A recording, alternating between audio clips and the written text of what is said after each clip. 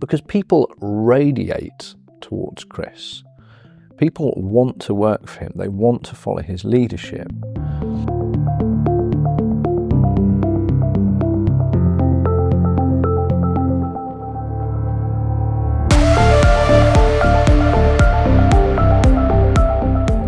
Hello and welcome. My name is Adam Norman. I'm the CEO here at MIM.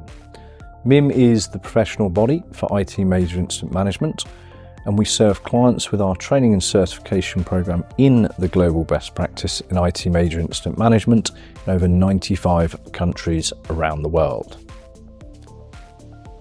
I got asked a very interesting question. And to be fair, it's not the first time I've been asked this. So I was asked, who is the best major incident manager that I've ever worked with? And it was interesting because one person immediately comes to mind and really stands out, despite the fact that I've worked with and trained a lot of incredible talent. And I started thinking about why this is.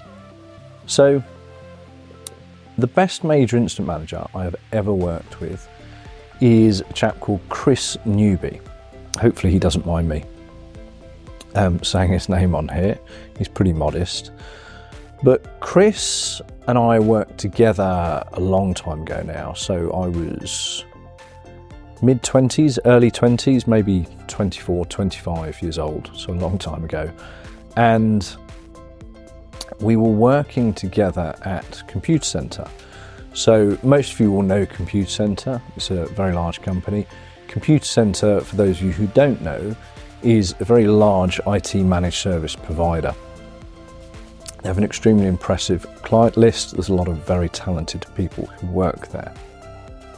Chris and I were on a shared service major incident function. And the way we ran, there were a lot of major incident managers there, but the way we ran, it was two major incident managers were always paired up. So even on day shifts, when there'd be a lot of major incident managers in the command centre, it would be paired in twos. So Chris and I worked various shifts, so we did both days and night shifts together. And I loved working with Chris. Chris and I quickly became friends. I think anyone who knew Chris became friends with him very quickly.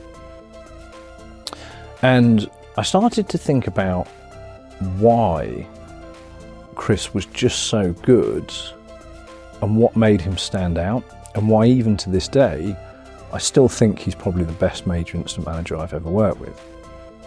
So Chris naturally had all the skills, talent, and knowledge that you would expect.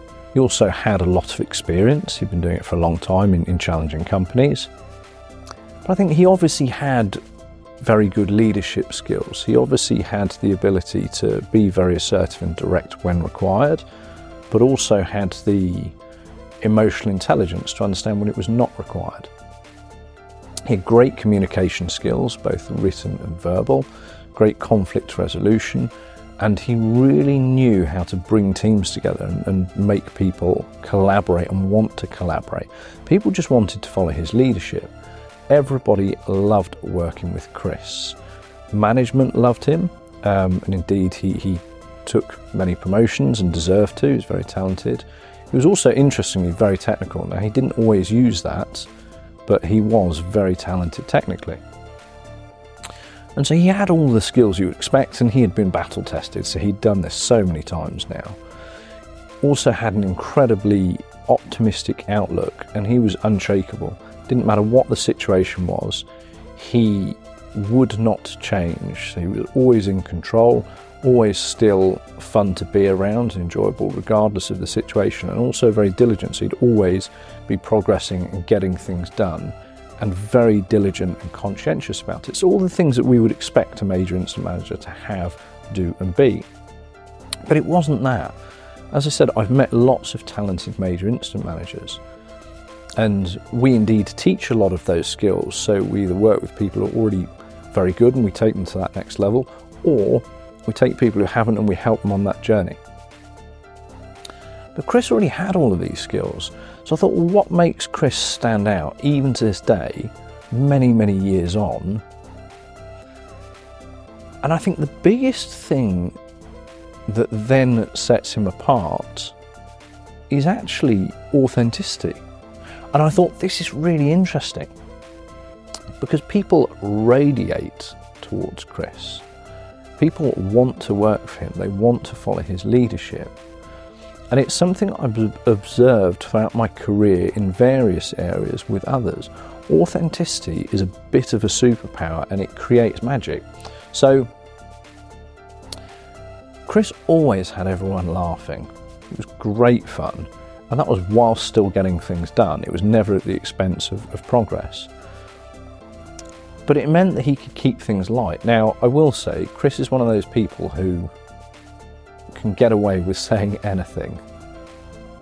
And I think it's because of the authenticity. Again, most of us have met someone like that, and we think, if I said some of the things that this person is able to say, I'd either offend people, or in that scenario, I probably would have been fired from the company, or as is the way today, I would have been publicly flogged in the media, because we're all slightly oversensitive about certain things. And it was really interesting to observe him. Now, partly, I'm not as funny as Chris, so I couldn't pull it off, and that wouldn't be authentic for me. He probably, to be fair, had he wanted to be, been a professional comedian. Everything, the timing, I mean, it was his humour was also just absolutely covered in intellect. It was really bright, very good observational humour, and quite dark. But as I say, he could pretty much get away with saying anything. Now, that in itself is a bit of a skill. But forgetting that part, the fact that he was unapologetically himself, he was authentic, and he was a very high performer, I think people understood, because he was so authentic. Chris never said anything with any malice. He was also quite self-deprecating, so often his humour was targeted at himself. But it made him incredibly fun to be around when you're dealing with stressful situations. As I mentioned, technical teams loved working with him, management absolutely loved him. But technical teams would come on a major incident. So first of all, they knew no matter what happens, we will get this resolved. This major incident manager knows how to perform. He sets expectations, we understand the boundaries, he's got great leadership, we know that we will get the result no matter what. They also knew he was very fair, he treated people well, and on top of that, they enjoyed being around him as a great conversationalist. And so the whole team, the wider major incident team, all the technical teams, whether it was the service managers involved, everybody both respected and liked him, and yet he was unapologetically himself. He was a little bit quirky and very fun. And I think this is a really, really important point.